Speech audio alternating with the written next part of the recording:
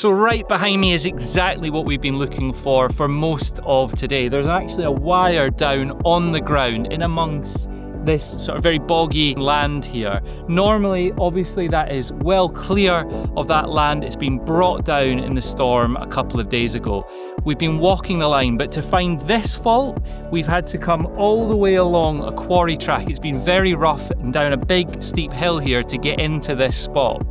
About a kilometre that way, we parked up and we flew a drone a kilometre along the lines where we discovered something that didn't quite look right, and we captured that moment on camera. Does that, to you guys, look like a fallen tree? That looks like it's a different level to me. Like if you, so I'll bring it into the show, look at them two, that white wire looks really far out to the right, doesn't it? Yeah. These two look like they're in sync with each other, and then this one here. It's been hit, yeah. Looks like that there, that's on it there, isn't it? That tree's on it. We then came out here to have a closer look with the engineering teams. They have now called that fault in, back to the depot. The teams from the depot are being dispatched from the last fault that they were fixing to come out here and fix the damage that's been caused in the storm to this particular location. So we're waiting on that team arriving now.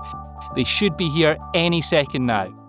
So the crews have now arrived on site. They've been up since the crack of dawn this morning. They've been working across the north of Scotland to fix damage that we've been coming across. We've had surveyors that have been out looking for damage across the line. It's happening in lots of small rural pockets like this one here.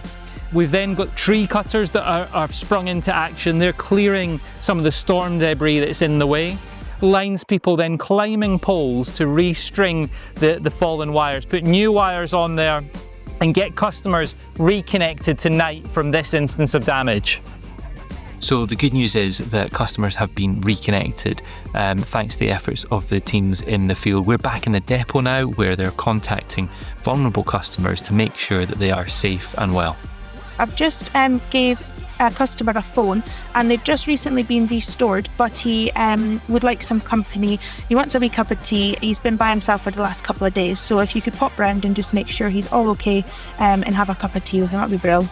So as we've just seen, the final calls are being put into customers to make sure that they are safe and well now that they have been reconnected. It's a huge team effort from start right the way through to finish. More than 19,000 customer calls have been taken by our call takers, answered in an average of 90 seconds. More than 10,000 messages answered online, and more than 700 engineers working across the country to get people reconnected as quickly as possible. This is a huge team effort, and it's thanks to customers for their patience and thanks to our engineering teams for their hard work that we've got everyone reconnected.